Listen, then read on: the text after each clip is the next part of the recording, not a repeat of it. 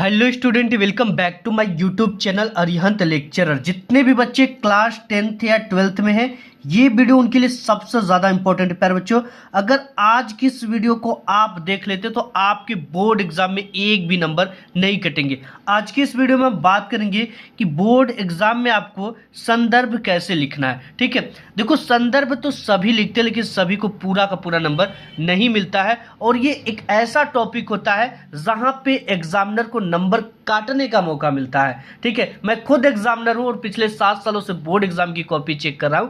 मुझे पता है कि जो सबसे ज्यादा बच्चों के नंबर कटते हैं वो कहां पे कटते हैं। अगर आज के इस वीडियो को आपने देख लिया तो उन तमाम सारे एग्जामिनर जो आपकी कॉपी को चेक करेंगे उनके हाथों से ये नंबर मैं छीन लूंगा और वो कभी जिंदगी में आपके एक भी नंबर नहीं काट पाएंगे। ये मेरी 100% गारंटी है। बोर्ड एग्जाम में संदर्भ कैसे लिखा जाता है, बोर्ड एग्जाम में संदर्भ लिखने का सबसे बेस्ट एवं सही तरीका क्या होता है। अगर आप ऐसे संदर्भ लिख कर आओगे, किसी भी विचारधारा का एग्जामिनर हो, अगर वो खड़ूस से भी खड़ूस होगा, अगर उसके सामने आपका लिखा हुआ कॉपी जाता है तो 100% उसके जो दिल पत्थर की भी होगी तो पिघल जाएगा और पूरा का पूरा नंबर देने के लिए आपको मजबूर हो जाएगा। और देखो संदर्भ ही आपको कॉपी में सबसे पहले शुरुआत करना होता है और यहीं से क्या होता है कि first impression is last impression. अगर आपने संदर्भ अच्छी तरीके से लिख दिया तो टीचर आपसे काफी ज्यादा प्रभावित होगा, इंप्रेस होगा और पूरे कॉपी पर आपके एवरेज नंबर देगा। यानी एक संदर्भ अच्छा लिखने से आपको पूरे कॉपी में एक अच्छा मार्क्स मिलेगा। एग्जामिनर ये समझ जाएगा कि बच्चा पढ़ने में अच्छा है और आगे जितने भी चीजें लिखी वो सब चीजें सही लिखा है। तो देखो बोर्ड एग्जाम में आपको संदर्भ कैसे लिखना है और आज की इस वीडियो में बात करेंगे कि लिखने का सबसे बेस्ट तरीका क्या होता है। ठीक है, और ये जो ट्रिक मैं आपको बताने वाला हूँ प्यारे बच्चों, ये बिल्कुल न्यू और ट्रेंडिंग ट्रिक, और जो ये तरीका न्यू और ट्रेंडिंग बिल्कुल ट्रिक है। इस ट्रिक की मदद से आपके एक भी नंबर नहीं कटेंगे और टीचर काफी ज्यादा इंप्रेस होंगे। और मैं आपको बता दूं कि जो टॉपर होते हैं ना, जो टॉपर बच्चे होते हैं वो ऐसे ही लिखते हैं। ठीक है, ऐसे ही आप लिख कर आना और आपको बोर्ड एग्जाम में पूरे के पूरे नंबर मिलेंगे। आज की इस वीडियो में हम बात करेंगे कि आपको संदर्भ कैसे लिखना है, आपको व्याख्या कैसे करना है। ठीक है, संदर्भ में, और इसके साथ ही साथ एक प्रश्न आता है, इस प्रश्न का आपको उत्तर कैसे लिखना है। ठीक है, सबसे सही तरीका आज की इस वीडियो में बात करेंगे। देखिए यहाँ पर हमने यहाँ पे क्वेश्चन पेपर ले रखा है और यहाँ पे आंसर शीट ले रखा है। इसी की मदद से मैं आपको लिख कर बताऊंगा। सबसे पहले आपको कुछ इस तरह से ब्लू, ब्लैक और ब्लैक स्केच और हाइलाइटर लेकर जाना है और एक 30 सेमी का स्केल लेकर जाना है, क्योंकि अब बोर्ड एग्जाम की जो कॉपी आ रही है वो लंबी आ रही है। ठीक है, तो इसको लिखना कैसे है, लिखने से पहले आपको ये इंपॉर्टेंट है कि कॉपी की शुरुआत कर लेना है। ठीक है, कॉपी की शुरुआत करने के लिए आपको क्या करना है, ये 30 सेमी का स्केल लेना है। लेने के बाद यहाँ पे ब्लैक स्केच या ब्लैक पेन, दोनों पेन से, ठीक है, आप तो ब्लैक स्केच का उपयोग करना चाहो तो ब्लैक का उपयोग कर सकते हो। ठीक है, ब्लैक पेन का चाहो तो ब्लैक पेन का कर सकते हो। मैं दोनों का प्रयोग करके आपको बताऊंगा। यहाँ पे ये जो स्केच आती है इसको लेना है। ठीक है, ये पूरी तरह से आपके बोर्ड में लागू है और एक स्केल इतनी दूरी लेकर आपको इस साइड वाली पाई पूरी की पूरी खींच देनी। अब ये पाई सिंगल नहीं खींचना आपको, ये पाई जब भी हम खींचेंगे इसको हम डबल खींचते हैं। ठीक है, बीच में थोड़ा सा गैप रहता है और इस तरह से इस पाई को हम पूरी की पूरी खींच ली। ये देख सकते हो पूरा का पूरा पाई हमने इसको नीचे तक खींच लिया। ऐसी कॉपी आपके एग्जाम में आएगी।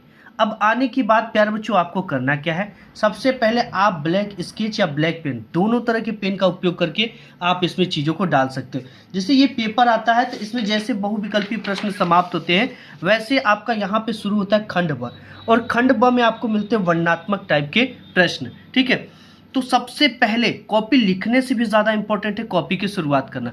आपने बोर्ड एग्जाम में क्या लिखा ये मैटर नहीं करता है, आपने कैसे लिखा है ये सबसे ज़्यादा मैटर करता है। तो सबसे पहले यहाँ पे क्या है बच्चा, यहाँ पे सबसे पहले दे रखा है खंड ब।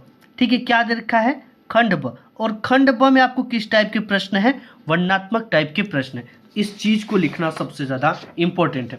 तो हम यहाँ पे ब्लैक स्केच और ब्लैक पेन दोनों से लिखकर आपको बताऊंगा। ठीक है, सबसे पहले ऊपर से एक लाइन छोड़ना है और यहां पे लिखना आपको खंड ब,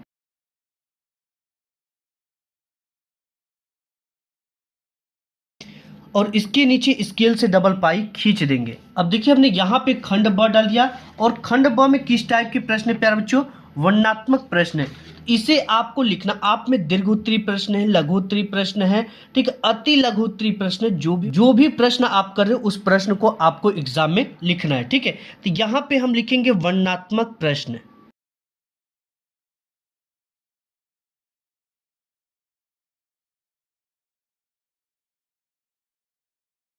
यहाँ पर प्यारे बच्चों हमने लिख दिया वर्णनात्मक प्रश्न। अब इसके बाद क्या करना है, ये जो क्वेश्चन आता है ये क्वेश्चन आपका 21 के अंतर्गत आता है। तो हर एक क्वेश्चन को लिखिए तो क्वेश्चन नंबर डालकर लिखिए, क्योंकि एग्जामिनर जो होता है इसके नंबर को फ्रंट वाली पेज पे चढ़ाता है। सबसे पहले एक लाइन छोड़ना है और यहाँ पे लिखना प्रश्नोत्तर संख्या 21।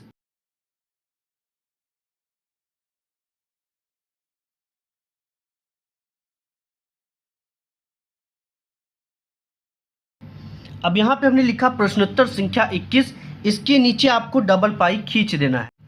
अब देखिए आपको करना क्या है, इसके बाद आपका जो शुरू होता है, ये जो गद्यांश आपके बोर्ड एग्जाम में देता है ये दो ठो देता है, एक ये देता है और एक ये देता है। एग्जामिनर को कैसे पता चलेगा कि आपने किस गद्यांश को हल किया है, इसके लिए सिंपल सा तरीका है, एक संकेत दिया जाता है। ठीक है, इसको ब्लैक पेन से लिखेंगे और यहाँ पे लिखेंगे संकेत। इस तरह से हमने लिखा संकेत। अब संकेत में करना क्या है आपको बच्चा, यहाँ पे इस गद्यांश का शुरू से 1 से 2 अक्षर और लास्ट के 1 से 2 अक्षर आपको लिखना है। ठीक है, आप जिस भी गद्यांश को इसको करते हो तो इसके शुरू के 1 से 2 अक्षर और लास्ट इसके 1 से 2 अक्षर लिखना होता है। इसका शुरू के 1 से 2 अक्षर क्या है, अश्वारोही पास डैश डैश जाती हूँ। तो यहाँ पे आपको संकेत में क्या लिखना है, अश्वारोही पास।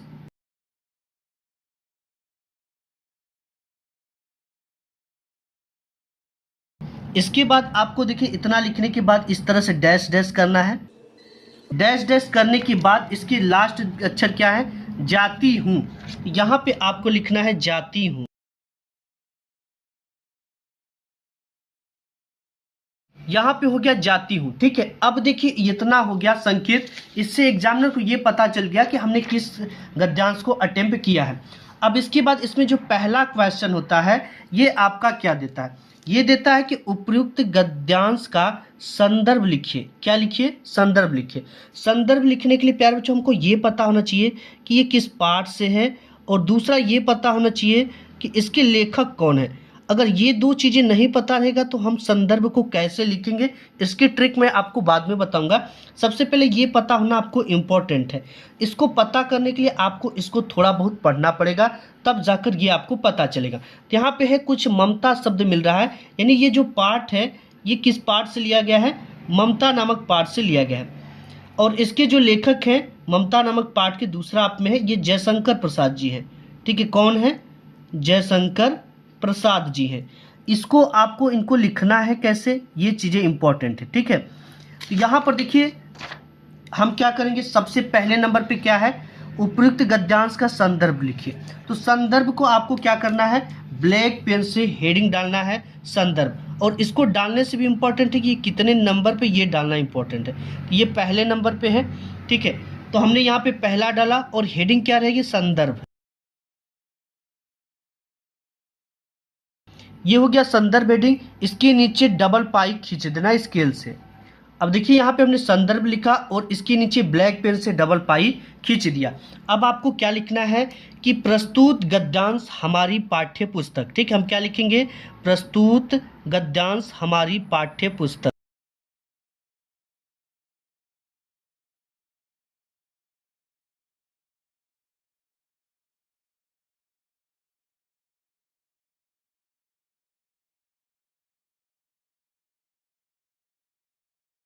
देखिए इतना हमको लिखना है कि प्रस्तुत गद्यांश हमारी पाठ्य पुस्तक। अब ये जो पाठ्य पुस्तक है प्यारे बच्चों ये हिंदी से लिया गया है, तो हिंदी को किससे लिखेंगे, ब्लैक पेन से लिखेंगे और इन्वर्टेड कामा में लिखेंगे, जैसे यहाँ पे मैं लिख रहा हूँ। अगर आपकी हैंड राइटिंग खराब है तो आपको कैसे लिखना है इसकी भी ट्रिक मैं आपको बताऊँगा। यहाँ पे हो गया कि प्रस्तुत गद्यांश हमारी पाठ्य पुस्तक हिंदी के गद्य खंड में संकलित, इतना लिखना है।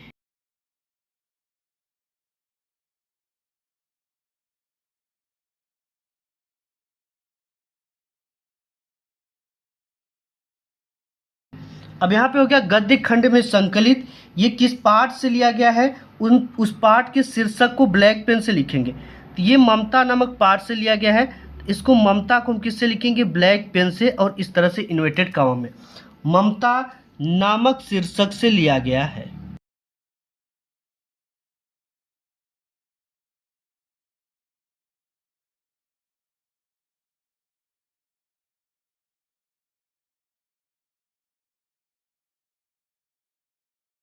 इतना हमने लिख दिया कि ममता नामक शीर्षक से लिया गया है। अब इसके बाद लिखेंगे कि इस पाठ के लेखक।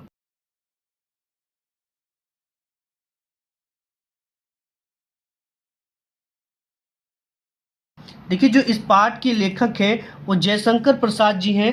इनको इस तरह से इन्वर्टेड कॉमा में और यहाँ पे लिखेंगे ब्लैक पेन से जयशंकर प्रसाद।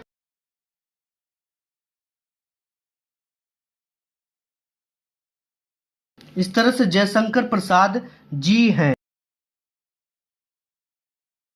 ठीक है, ये देखिए हमारा पूरा का पूरा संदर्भ हो गया और इसका पूरा का पूरा आपको 2 अंक मिल जाएंगे, क्योंकि ये आपको 2 अंक आता है। जितने भी अंक आता है पूरा का पूरा आपको मिलेगा। एंड इसके बाद यहाँ पर देखेंगे, इसमें दूसरा नंबर ये देता है कि गद्यांश के रेखांकित अंश की व्याख्या कीजिए। व्याख्या किसकी करनी है प्यारे बच्चों? ये जो गद्यांश है यहाँ से लेकर यहाँ तक शब्द के नीचे इस तरह की एक रेखा, इस तरह की एक लाइन खींची गई है, इसकी व्याख्या हमें अपने शब्दों में करना होता है। जैसे यहाँ पे है कि मैं आजीवन अपनी झोपड़ी के खोदे जाने के डर से भयभीत रही।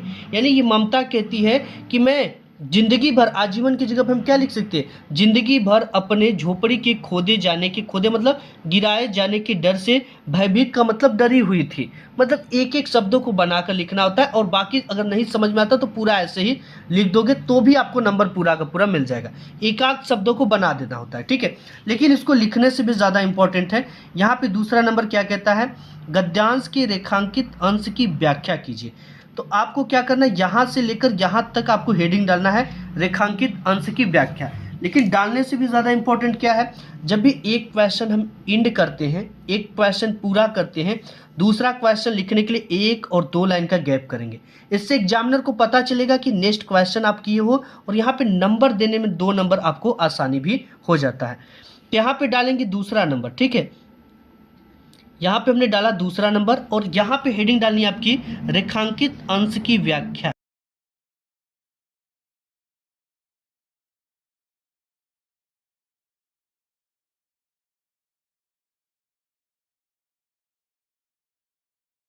ये हो गया रेखांकित अंश की व्याख्या हेडिंग। इसके नीचे स्केल से डबल पाई खींच देंगे। देखिए यहाँ पर हमने डाला रेखांकित अंश की व्याख्या। आप किसी भी रेखांकित अंश की व्याख्या को लिख रहे हो तो सबसे पहले एक चीज इंपॉर्टेंट लिखना होता है। क्या लिखना है? कि प्रस्तुत गद्यांश में लेखक कहता है कि, इतना लिखने के बाद ही पूरी व्याख्या आपको लिखना है जो क्वेश्चन पेपर में दिया गया। तो हम क्या लिखेंगे कि प्रस्तुत गद्यांश में लेखक कहता है कि।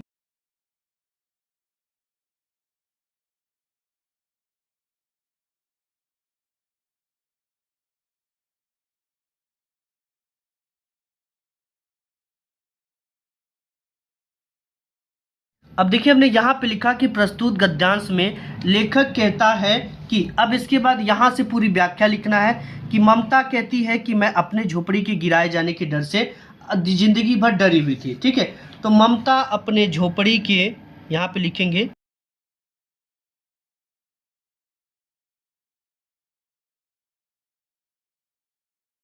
यहाँ पर देखिए हमने पूरा लिख दिया कि ममता अपने झोपड़ी के गिराए जाने के डर से पूरे जिंदगी डरी हुई थी, क्योंकि ममता की न जाने कितनी यादें उस झोपड़ी से जुड़ी हुई थी। शायद कहती ममता कि आज भगवान ने सुन लिया और इसलिए अब मैं स्वर्ग लोक को प्रस्थान कर रही हूँ। अब तुम यहाँ पर मकान बनाओ या महल बनाओ। ये पूरी रेखांकित अंश की व्याख्या आपको ऐसे लिखनी है। और इसके बाद इसमें एक क्वेश्चन देता है जिसका आंसर आपको इसी गद्यांश में से ढूंढकर लिखना होता है। ये है यहाँ पे तीसरा नंबर कि ममता के आजीवन भयभीत रहने का क्या कारण था। तो यहाँ पे सबसे पहले आपको कुछ इसमें मेन वर्ड जैसे आजीवन हो गया, भयभीत हो गया, इस चीज़ को गद्यांश में ढूंढना है। तो यहाँ पे मिल गया मुझे आजीवन और यहाँ पे मिल गया भयभीत। तो ये पूरी लाइन ही आपका आंसर हो जाएगा। मैं की जगह पे लिखेंगे ममता है तो यहाँ पे ममता आजीवन अपने झोपड़ी के खोदे जाने के डर से भयभीत थी। इसको लिखना कैसे ये इंपॉर्टेंट है। तो यहाँ पर देखिए, यहाँ पर एक क्वेश्चन एंड हमने कर लिया। अब यहाँ पे हमें 2 लाइन का गैप करना है, ठीक है।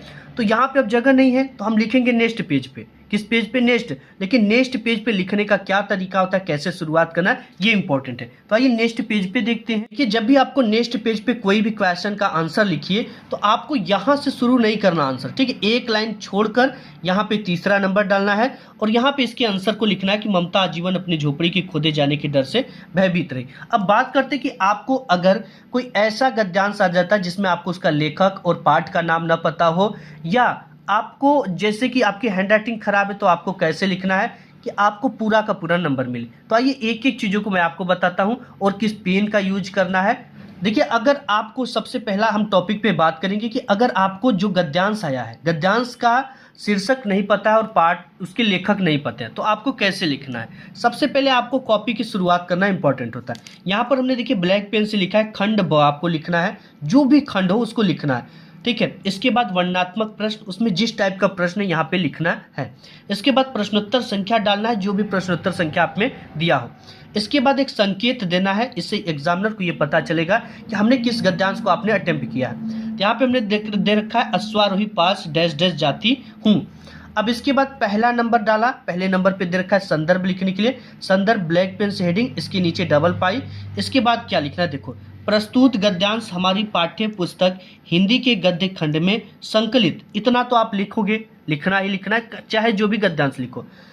हिंदी को ब्लैक पेन से इस तरह से इन्वर्टेड कॉमा में लिखना ही लिखना है। अब इसके बाद शीर्षक आपको नहीं पता है, अगर पहले या दूसरे पार्ट का पता हो तो ब्लू पेन से लिखना है। अगर अंदाजे मार रहे हो तो ब्लू पेन से इसे लिखना है।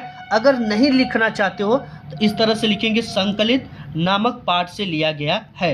इसको नहीं लिखेंगे तब शीर्षक को। और इस पाठ के जो लेखक हैं नहीं पता है, मत लिखो, जी हैं। देखो, एग्जामिनर काफ़ी फास्ट होता है पर कॉपी चेक करने का पैसा मिलता है। अगर इस चीज़ को आपको पढ़ भी लेता है तो भी आपको 1 नंबर देकर जाएगा, ठीक है। ऐसे लिखना है। अब बात करते हैं कि अगर आपकी हैंडराइटिंग खराब है तो आपको कैसे लिखना है। जैसे यहाँ पे हमने प्रस्तुत लिखा और यहाँ पे गद्यांश लिखा, इन दोनों के बीच की जो दूरी है, इस पेन की मोटाई इतनी आपकी रखनी है, शब्दों से शब्दों के बीच की दूरी। और एक चीज़ ध्यान देना कि कभी कभी बच्चे क्या करते हैं, बहुत झटके में लिखते हैं और केवल ये त का माथा भरेंगे और ये पूरा माथा सादा रहता, नहीं भरते, उस पर पाई नहीं खींचते। ऐसे करोगे तो आपके नंबर कट जाएंगे। पूरा माथा भरना है और इसके जो नीचे की दूरी है ये भी आपको सभी शब्दों की बराबर होनी चाहिए, तभी आपके देखने में सुंदर लगेंगे, ठीक है। और फर्स्ट 2 से 3 पेज में कट क्रॉस बिल्कुल भी नहीं करना है, इन सब चीज़ों से बचना है। अगर कोई चीज़ें गलत भी हो जाती है तो उसे सिर्फ एक बार इस तरह से काटेंगे। बहुत सारे बच्चे इस तरह से काट कर एकदम गिजिर पिजिर कर देते हैं, तो ऐसा आपको नहीं करना है, ठीक है। अब इसके बात करते हैं कि रेखांकित अंश की व्याख्या नहीं आ रहा है तो सर क्या करना है, यहाँ पे दूसरा नंबर डालना है, हेडिंग रेखांकित अंश की व्याख्या, इसके नीचे इस तरह से डबल पाई। इतना तो आपको लिखना है कि प्रस्तुत गद्यांश में लेखक कहता है कि। इतना लिखने के बाद अगर नहीं समझ में आ रहा कि कैसे व्याख्या करना है तो जिसके नीचे लाइन खींची गई है, जैसे यहाँ से लेकर यहाँ तक शब्दों के नीचे लाइन खींची गई है, इतना पूरा का पूरा लिख देना, बल्कि एक लाइन आपको बेस से लिख देना। जैसे यहाँ से मैंने सुना था, यहाँ से लिखकर यहाँ तक। अगर इसके नीचे और भी शब्द लिखे जिसके नीचे लाइन नहीं खींचा है, तो अगर आप यहाँ से लिख रहे हो तो एक लाइन बेसी आपको लिख देना है, ज़्यादा लिख देना है, ठीक है। तो आपको इसके 2 नंबर पूरे के पूरे मिल जाएंगे, ठीक है। तो ऐसे अगर आप लिख कर आओगे तो आपके एक भी नंबर नहीं कटेंगे बोर्ड एग्जाम में। वीडियो पसंद आए तो लाइक करना, अपने सभी दोस्त यारों में से शेयर करना। मिलूंगा एक नेक्स्ट वीडियो में, तब तक के लिए धन्यवाद।